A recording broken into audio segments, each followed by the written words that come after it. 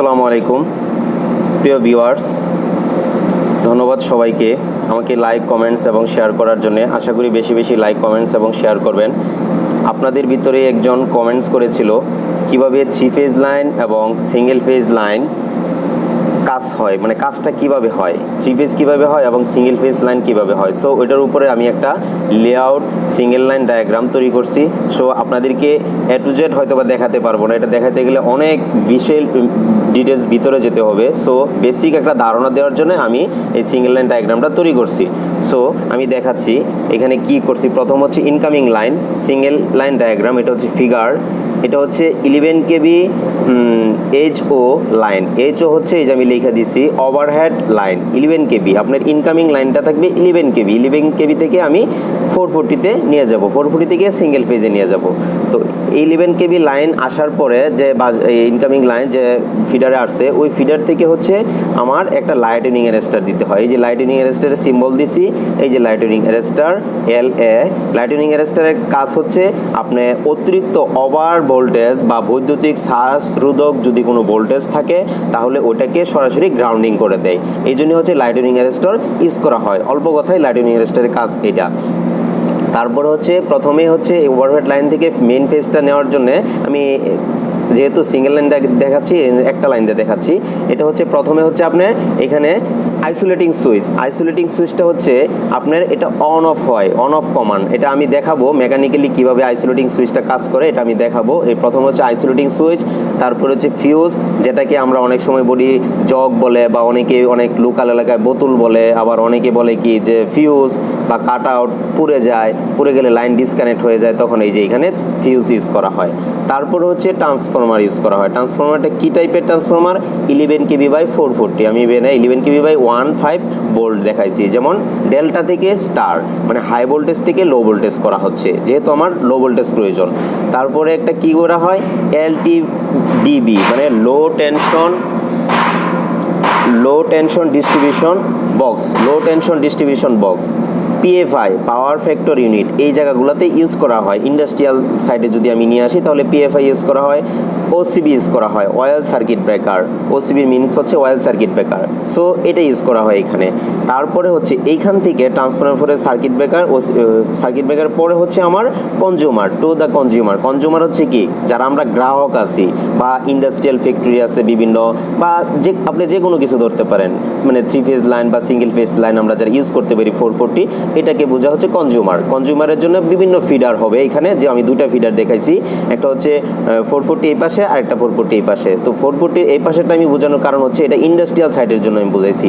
Industrial সাইটের 440 ঢোকার কারণ হচ্ছে এখানে প্রথম ঢুকবে কোথায়, 3 ফেজ লাইন ঢুকবে MDB, মেইন ডিস্ট্রিবিউশন বোর্ড। এই যে মেইন ডিস্ট্রিবিউশন বোর্ড। তারপর হচ্ছে কি মেইন ডিস্ট্রিবিউশন বোর্ড থেকে আসবে sub distribution board. Industrial site sub distribution board, এইটা হচ্ছে সাব ডিস্ট্রিবিউশন বোর্ডের পরে কিভাবে সাব ডিস্ট্রিবিউশন বোর্ডটা তৈরি করা হয় এবং মেইন ডিস্ট্রিবিউশন বোর্ডটা তৈরি করা হয় আমি আপনাদেরকে নেক্সট ভিডিওতে দেখাবো। প্রিয় বন্ধুরা, প্রিয় ভিউয়ার্স, আমার ভিডিওটি হয়তো বা লং হয়ে যেতে পারে। সো এই জন্যই হচ্ছে আমি পরবর্তী ভিডিওতে দেখাবো মেইন ডিস্ট্রিবিউশন বোর্ড এবং সাব ডিস্ট্রিবিউশন বোর্ড কিভাবে কানেকশন করা হয় এবং 3 ফেজ লাইন কিভাবে ইন্ডাস্ট্রিয়াল সাইটে নেওয়া হয়, ওইটার ওয়ারিং ডায়াগ্রাম আমি আপনাদেরকে একদম সার্কিট ব্রেকার সহ আমি আপনাদেরকে লোড সহ দেখাবো। সো তারপরে হচ্ছে আরেকটা ফিডার থেকে দেখাচ্ছি।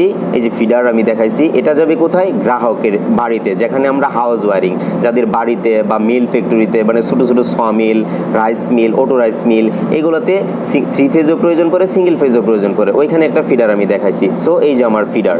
সো তারপরে দেখাইছি আমি সিঙ্গেল ফেজ লাইনটা কিভাবে হয়, 3 ফেজ লাইনটা কিভাবে হয়। যেমন একটা পোল দিছি আমি, এই যে এটাকে একটা পোল বোঝাইছি। পোল বলতে হচ্ছে খুঁটি, বৈদ্যুতিক খুঁটি। বৈদ্যুতিক খুঁটিতে একটা ফিডারের মাধ্যমে 3টা লাইন থাকে, এই যে 1, 2, 3টা লাইন, তারপর হচ্ছে একটা নিউট্রাল থাকে। সো আপনি যদি নিউট্রালের সাপেক্ষে, এই যে আমার কাছে একটা মিটার আছে, সেম এই মিটার দিয়ে হচ্ছে আমরা এই ধরনের টেস্ট করি। যেমন আমি যদি ফেস টু ফেস দেখি, যেমন আমি যদি ফেস টু ফেস, এটা হচ্ছে পজিটিভ, এটা নেগেটিভ, আমি যদি পজিটিভের সাপেক্ষে নেগেটিভ দেখি তাহলে হচ্ছে আমার 220 ভোল্টেজ আসবে। আর যদি আমার 3 ফেজ প্রয়োজন পড়ে তাহলে হচ্ছে আমার ফেস টু ফেস দেখতে হবে। ফেস টু ফেস ভোল্টেজ আমার সবসময় আসবে 440 ভোল্ট, 420 ভোল্ট বা 400 ভোল্ট, 410 ভোল্ট এরকম আসবে। সো এটা ভোল্টেজ ডিফারেন্সিয়াল অনুযায়ী এটা আসবে ভোল্টেজটা।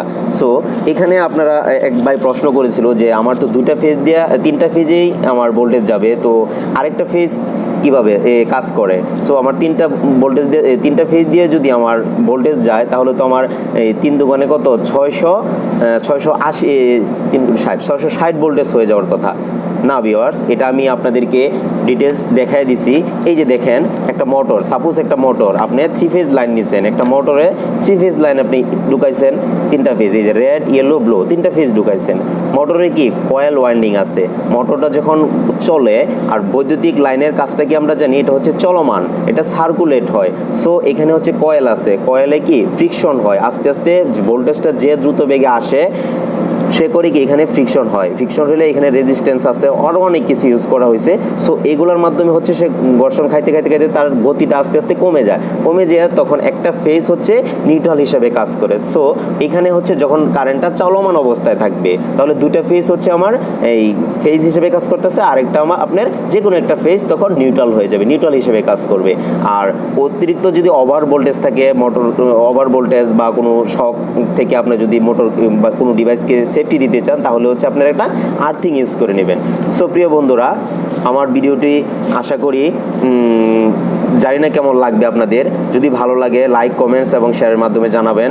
আমি যতটুকু পারছি একটা ধারণা দিচ্ছি। সো আমি ডিটেলস পুলের মাধ্যমে আমি আপনাদেরকে এখন দেখাবো। যেমন এই যে আমি পুলটা আমি অঙ্কন করে দেখাইছি, এটা হচ্ছে figure double pole mountain substation. Double pole mountain substation হচ্ছে কোনো ইন্ডাস্ট্রিয়াল সাইটে যদি লোড ঢোকানো হয় বা কোনো লোকাল এলাকায় যদি কোনো লাইন দেওয়া হয় তাহলে হচ্ছে সেম এভাবে লাইনটা দেওয়ানো হবে। যেমন এই যে আমি দেখাইছি লাইটনিং অ্যারেস্টার, প্রথমে সবার উপরে থাকবে লাইটনিং অ্যারেস্টার, লাইটনিং অ্যারেস্টার থেকে লাইনটা একদম নিচে নিয়ে গ্রাউন্ডিং করে দেওয়া হয়, এটা মাটিতে পুঁতে দেওয়া হয়। তো লাইটনিং অ্যারেস্টারের কাজটা কি এটা আমি আপনাদেরকে বলছি। আরও যদি ডিটেলস জানতে চান লাইটনিং অ্যারেস্টার সম্পর্কে তাহলে হচ্ছে আপনারা আমাকে সাবস্ক্রাইব করে কমেন্টসে জানাবেন, তাহলে আমি ওটার প্রয়োজনে আমি ভিডিও তৈরি করার চেষ্টা করব। সো ভিউয়ার্স, এই যে red incoming line, yellow blue 3টা লাইন আমার ঢুকছে, এটা হচ্ছে ইনসুলেটর। এগুলো কি ইনসুলেটর বলে। লাইনটা প্রথম কোথায় ঢোকে? ইনসুলেটরে ঢোকে। ইনসুলেটর হচ্ছে যেহেতু আমার 11 কেবি লাইন এই জন্য একটা ইনসুলেটর ইউজ হয়েছে, প্রতি ইনসুলেটরের মান হচ্ছে 11 কেবি। 33 কেবিতে যদি ইউজ করে তাহলে 3টা ইনসুলেটর ইউজ করে। আমি ইনসুলেটর সম্পর্কে একটা ভিডিও তৈরি করব, আপনারা অবশ্যই আমাকে জানাবেন যদি এই ধরনের ভিডিও চান। সো ইনসুলেটরের মাধ্যমে ঢুকছে, ঢুকার পরে তারপরে হচ্ছে কোথায় ঢুকছে, এই যে এবি সুইচ। এবি হচ্ছে এয়ার ব্রেক। এয়ার ব্রেক হচ্ছে এখানে ওপেন ক্লোজ করা হয় এয়ার ব্যাগ, এটা হচ্ছে মেনটেনেন্স পারপাস। যদি আমরা কখনো এই ট্রান্সফরমারে কোনো ফল্ট হয় বা এখানে ফিউজ কেটে যায় তাহলে আমার তো ইনকামিং পাওয়ার এই পর্যন্ত থেকে যাবে। এই পর্যন্ত না থাকার কারণ হচ্ছে আমি যদি মেনটেনেন্স পারপাস এই ধরনের কোনো মেনটেনেন্স করি, যে আমি দেখাই দিছি, তাহলে হচ্ছে এইখান থেকে ম্যানুয়ালি এই যে এবি সুইচ হ্যান্ডেল, এখানে একটা হ্যান্ডেলের মতো থাকে লিভারের মতো, এই লিভারটা টান দিলে এই সুইচটা এরকম ওপেন হয়ে যাবে। আপনারা যারা বিদ্যুতের খুঁটিতে কাজ করছেন বা দেখেন কখনো দেখে থাকবেন তখন এটা হচ্ছে এরকম ওপেন হয়ে যাবে। ওপেন হয়ে গেলে এই লাইনটা ডিসকানেক্ট হয়ে যাবে, এইখানে কোনো পাওয়ার থাকবে না। এটাই হচ্ছে মেনটেনেন্স পারপাসে এই এবি সুইচটা ইউজ করা হয়। এয়ার ব্রেক, এখানে এয়ার ব্রেক এবি সুইচটা ইউজ করা হয়। তো ডাবল পোল বলা হয়েছে কি জন্য? দুইটা খুঁটির মাধ্যমে ট্রান্সফরমারটা হ্যাঙ্গিং করা হয়, এই জন্যই বলছি আমি ডাবল পোল মাউন্টেন সাবস্টেশন। তারপরে কি ফিউজ, এই যে এইচজি ফিউজ বা ডিও ফিউজ। কয় ধরনের ফিউজ ইউজ হয়? এইচজি মিনস হচ্ছে হর্ন গ্যাপ, আর ডিও হচ্ছে double or fuse, drop or fuse, drop or fuse বা হর্ন গ্যাপ ফিউজ। এটার কাজটা কি বা এটার ডিটেলস যদি আপনারা জানতে চান তাহলে আমাকে কমেন্টসের মাধ্যমে জানাবেন, আমি ওটার উপরেও ভিডিও তৈরি করব। সো এই যে ফিউজের মাধ্যমে 3টা লাইন ঢুকছে। আমাদের অনেক সময় কি একটা ফিউজ কেটে যায়, আমরা জানি লোকাল এলাকাতে, তখন কি আমরা অন্য ফেজে কারেন্ট থাকে। সো অনেক সময় এই 2টা ফিউজও কেটে যায়, এখানে ফিউজ অনেক সময় পড়ে যায়, জগের মতো থাকে, এটা পড়ে যায়। আমি জাস্ট এরকম সিম্বল করে দেখাইছি। তারপরে কি আমরা ট্রান্সফরমার ইউজ করি, 3 ফেজ ট্রান্সফরমার। এই যে 3 ফেজ ট্রান্সফরমার, এটা হচ্ছে বুশিং, এটাকে বুশিং বলে। বুশিংটা আমি এই যেরকম দেখাইছি এখানে এসে লাইনটা লাগে। তো ট্রান্সফরমারের সেফটির জন্য আমরা 2টা গ্রাউন্ডিং ইউজ করি, একটা হচ্ছে নিউট্রাল পয়েন্ট, ট্রান্সফরমারের নিউট্রাল পয়েন্টটাকে গ্রাউন্ডিং করা হয়, আর একটা হচ্ছে বডিটাকে সেফটি করার জন্য এই যে বডি আর্থিং করা হয়, এটাকে আর্থিং করে দিতে হয় ট্রান্সফরমারের সেফটির জন্য, বা আমরা যদি কোনো অপারেশন করতে যাই ওই সেফটির জন্য ট্রান্সফরমারকে বডি আর্থিং করা হয়।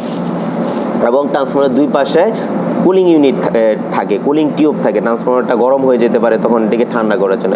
সো ভিউয়ার্স, আপনারা যদি ট্রান্সফরমারের ভিতরে কি কি থাকে বা একটা ট্রান্সফরমারের কাজ কি বা একটা ট্রান্সফরমারের কি কি ইনস্ট্রুমেন্ট থাকে একটা ট্রান্সফরমারের মাঝে, ট্রান্সফরমার ডিটেলস সম্পর্কে যদি জানতে চান, সো এটার উপরে একটা ভিডিও হবে। আপনারা আশা করি আমার চ্যানেলটাকে সাবস্ক্রাইব করে রাখবেন এবং পাশে থাকা বেল আইকনে ক্লিক করবেন, তাহলে হচ্ছে পরবর্তী ভিডিও যদি আমি ছাড়ি তাহলে আপনারা নোটিফিকেশন পেয়ে যাবেন। সো এখানে আরেকটা সুইচ ইউজ করা হয়, সেটা হচ্ছে এলটিডিবি হচ্ছে লো টেনশন ডিস্ট্রিবিউশন বক্স। এটার কাজ কি এটাও আমি বুঝাবো। তারপর এমসিসিবি হচ্ছে মোল্ডেড কেজ সার্কিট ব্রেকারের কাজ হচ্ছে এখানে যদি কখনো লো ভোল্টেজ হয়ে যায় তাহলে হচ্ছে এই সার্কিট ব্রেকারটা অটো ট্রিপ করলে লো ভোল্টেজের পরিমাণ থেকে সে আউটগোয়িং মানে যেখানে আমরা লোডে যাব ওটাকে সে আর লোডে দিবে না, তখন অটো ট্রিপ করবে। যখন তার ভোল্টেজ চলে আসবে তখন হচ্ছে কি সে স্টেবল থাকবে। এবং এটা নিয়েও আরও ডিটেলস অনেক ধারণা আছে, সেটা আমি আপনাদেরকে বোঝাবো। সো প্রিয় ভিউয়ার্স, এইখানে আমি দেখাইছি এটা হচ্ছে সিঙ্গেল লাইন ডায়াগ্রাম, আর এটা হচ্ছে ডাবল পোলের মাধ্যমে কিভাবে একটা লোড আমাদের লোকাল এলাকা বা বাসা বাড়িতে সিঙ্গেল ফেজ লাইনটা যায় এবং ইন্ডাস্ট্রিয়াল সাইডে কিভাবে 3 ফেজ লাইন যায় সেটা আমি আপনাদেরকে দেখানোর চেষ্টা করছি।